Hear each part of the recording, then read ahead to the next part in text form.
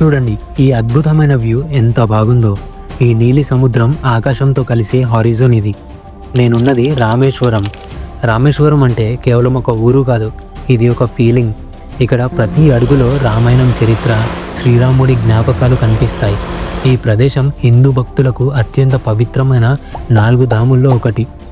ఇక్కడి రామనాథస్వామి ఆలయం, సముద్రం మధ్యలో ఉన్న పంబన్ బ్రిడ్జ్, భారతదేశ చివరి బిందువు అయిన ధనుష్కోడి, ప్రతి ప్లేస్లో ఒక స్పెషల్ వైబ్ ఉంది. ఈరోజు మనం ఈ అందమైన ప్రదేశాన్ని కలిసి ఎక్స్ప్లోర్ చేద్దాం. మిస్ కాకుండా ఎండ్ వరకు చూడండి, మీకు రామేశ్వరం టూర్కి కావాల్సిన పూర్తి ఇన్ఫర్మేషన్ దొరుకుతుంది. ఇప్పుడు మనం ఉన్నది అగ్నితీర్థం, రామనాథస్వామి ఆలయానికి కేవలం కొన్ని అడుగుల దూరంలో. ఈ సముద్ర తీరం రామేశ్వరంలో అత్యంత పవిత్రమైన ప్రదేశాల్లో ఒకటి. రామాయణం ప్రకారం శ్రీరాముడు ఇక్కడ సముద్ర దేవతని ప్రార్థించారని, ఈ సముద్రంలో స్నానం చేస్తే పాపాలు తొలగిపోతాయని నమ్మకం.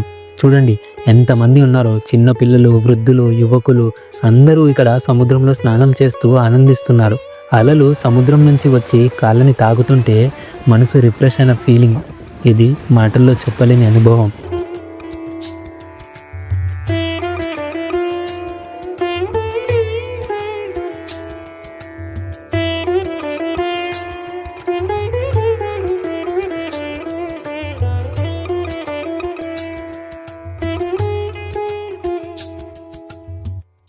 ఇప్పుడు మనం చేరుకున్నాం రామేశ్వరంలోని హృదయస్థానం, అంటే రామనాథస్వామి ఆలయం. ఈ ఆలయం భారతదేశంలోని 12 జ్యోతిర్లింగాల్లో ఒకటి, అంటే శివుడి అత్యంత పవిత్రమైన ఆలయాల్లో ఇది ఒకటి. రామాయణం ప్రకారం శ్రీరాముడు సీతమ్మని రావణుడి నుంచి విడిపించిన తర్వాత ఇక్కడ సముద్ర తీరంలో శివలింగాన్ని ప్రతిష్ఠించారని చెబుతారు. ఆ లింగమే ఈ ఆలయంలో ప్రధాన దైవం. ఈ ఆలయం చూడగానే మనసు ప్రశాంతంగా అయిపోయింది. ఆలయ గోపురం, రాతి స్తంభాలు, చెక్కిన శిల్పాలు ఇవన్నీ ద్రవిడ ఆర్కిటెక్చర్కి అద్భుతమైన ఉదాహరణ. ఆలయం వెలుపల ఒక మార్కెట్ ఉంది. ఇక్కడ సీషెల్స్తో చేసిన నెక్లెస్లు, బ్రాస్లైట్స్, హస్తకళలు, రామేశ్వరం స్మారక చిహ్నాలు దొరుకుతాయి. ఇది చూడండి, ప్రపంచంలోనే అతి పొడవైన ఆలయ కారిడోర్. సుమారు 4000 స్తంభాలతో నిర్మించిన ఈ కారిడోర్ దాదాపు 2000 మీటర్ల పొడవు ఉంటుంది. ప్రతి స్తంభం మీద చెక్కిన డిజైన్స్ చూస్తే ఆనాటి కళాకారుల ప్రతిభకి తల వంచాల్సిందే. ఇక్కడ మరో స్పెషల్ రిచువల్ ఏంటంటే 22 తీర్థాల స్నానం. ముందు అగ్ని తీర్థంలో సముద్ర స్నానం చేసి ఆ తర్వాత ఆలయంలోని 22 కుండుల్లో ఒక్కొక్క చోట స్నానం చేస్తారు. నేను కూడా ఈ స్నానం చేశాను. ఒక్కో కుండి నీళ్ళు ఒక్కో రకంగా చల్లగా, పవిత్రంగా అనిపించాయి. ఈ అనుభవం మనసుకి ఒక అద్భుతమైన శాంతిని ఇస్తుంది.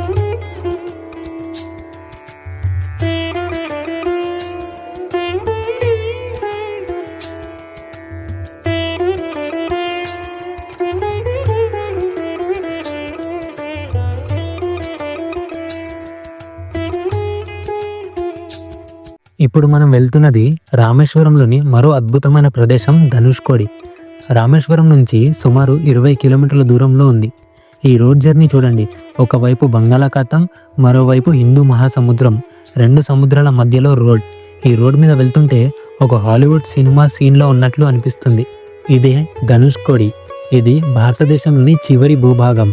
ఇక్కడి నుంచి శ్రీలంక కేవలం 31 కిలోమీటర్ల దూరంలో ఉంది. రామాయణంలో శ్రీరాముడు వానర సేనతో కలిసి రామసేతు నిర్మించిన ప్రదేశం ఇదే. ఈ సముద్రం చూడండి, ఒకవైపు శాంతంగా, మరోవైపు అలలు బలంగా కొడుతూ, ఈ కాంట్రాస్ట్ చూడటానికి అద్భుతంగా ఉంది. కానీ ధనుష్కోడికి ఒక ట్రాజిక్ హిస్టరీ కూడా ఉంది. 1964లో వచ్చిన భయంకరమైన సునామీ వల్ల ఈ ఊరు పూర్తిగా నాశనమైంది. ఒకప్పుడు ఇక్కడ railway station, church, school, market, జనజీవనం సందడిగా ఉండేది. ఇప్పుడు ఇది ఒక గోస్ట్ టౌన్లా కనిపిస్తుంది. కానీ ఈ ప్రశాంతత, సముద్రం అందం, నీలి ఆకాశం ఇవన్నీ మిమ్మల్ని ఆకట్టుకుంటాయి. ఈ శిథిలాలు చూడండి, ఒకప్పుడు ఇక్కడ ఎంత జీవం ఉండేదో ఊహించుకోవచ్చు. ఈ చర్చ్, రైల్వే స్టేషన్, పాత ఇళ్ళు ఇవన్నీ చరిత్రని తలపిస్తాయి. నేను ఈ శిథిలాల మధ్య నడుస్తుంటే ఒక టైం మిషన్లో వెనక్కి వెళ్ళిన ఫీలింగ్ కలిగింది. ఫోటోగ్రఫీ లవర్స్కి ఇది పర్ఫెక్ట్ స్పాట్.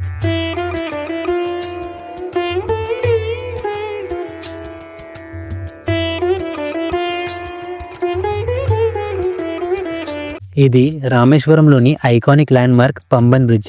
ఈ బ్రిడ్జ్ రామేశ్వరం ద్వీపాన్ని భారతదేశపు మెయిన్ల్యాండ్తో కనెక్ట్ చేస్తుంది. 1914లో ఆ పాత బ్రిడ్జ్ నిర్మించారు. ప్రస్తుతం మనం వెళ్తున్నది కొత్త బ్రిడ్జ్ మీద. ఇప్పుడు అంటే చాలా టెక్నాలజీస్ వచ్చాయి, కానీ ఆ పాత బ్రిడ్జ్ ఒక ఇంజనీరింగ్ అద్భుతంగా చెప్పవచ్చు. సముద్రం మధ్యలో ఈ బ్రిడ్జ్ మీద రైలు వెళ్తుంటే చూడటం ఒక విజువల్ ట్రీట్. ఈ బ్రిడ్జ్ మధ్యలో ఒక లిఫ్ట్ సెక్షన్ ఉంది. ఓడలు వెళ్ళడానికి బ్రిడ్జిని పైకి లేపుతారు. ఇది చూడటం చాలా ఇంట్రెస్టింగ్. రైల్ కిటికీలో నుంచి సముద్రం వ్యూ, అది ఒక మాయాజలం.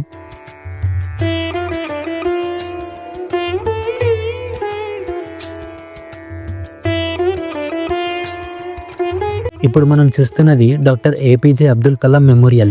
ఈ మెమోరియల్ రామేశ్వరంలోని మరో ముఖ్యమైన ప్లేస్. ఇక్కడే మన గొప్ప సైంటిస్ట్ మాజీ రాష్ట్రపతి అబ్దుల్ కలాం జన్మించారు. ఈ మెమోరియల్లో ఆయన జీవితం, ఇస్రో, డిఆర్డిఓలో ఆయన చేసిన సాధనలు, ఆయన రాసిన పుస్తకాలు, ఇవన్నీ ఫోటోలు, డాక్యుమెంట్స్ రూపంలో చూడవచ్చు. ఆయన విగ్రహం చూస్తే ఆయన సింప్లిసిటీ, డెడికేషన్ గుర్తొస్తాయి. రామేశ్వరం వచ్చినప్పుడు ఈ మెమోరియల్ని మిస్ చేయకండి, మీకు చాలా గర్వంగా అనిపిస్తుంది.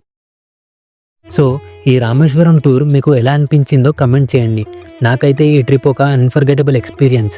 ఆధ్యాత్మిక చరిత్ర, సముద్రం అందం, ఇవన్నీ ఈ ప్రదేశాన్ని స్పెషల్ చేస్తాయి. రామనాథస్వామి ఆలయంలో స్నానం, ధనుష్కోడిలో సముద్రం వ్యూ, పంబన్ బ్రిడ్జ్ మీద రైల్ జర్నీ, ప్రతి మూమెంట్ నా మనసులో నిలిచిపోయింది.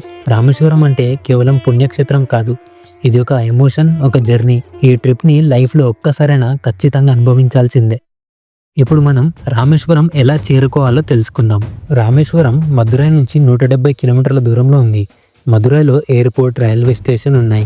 అక్కడి నుంచి ట్రైన్, బస్ లేదా క్యాబ్లో రామేశ్వరం చేరుకోవచ్చు.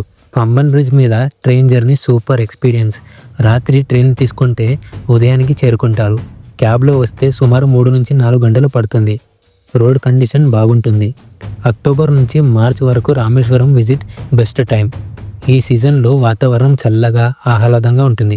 వేసవిలో ఏప్రిల్, జూన్ చాలా హాట్గా ఉంటుంది, కాబట్టి సమ్మర్ అవాయిడ్ చేయడం బెటర్.